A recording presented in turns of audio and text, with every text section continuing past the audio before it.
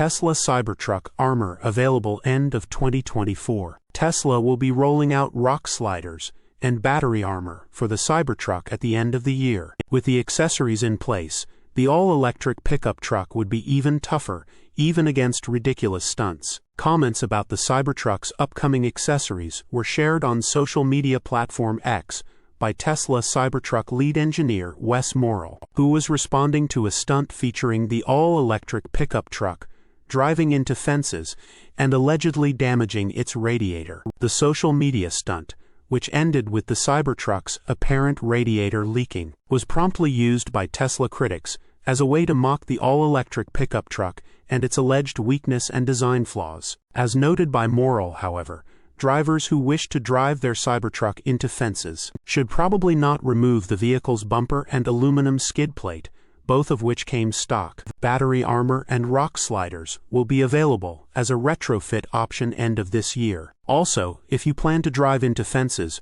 probably best not to remove the front bumper and aluminum skid plate that comes stock. Battery armor and rock sliders will be available as a retrofit option end of this year. Also, if you plan to drive into fences, probably best not to remove the front bumper and aluminum skid plate that comes stock.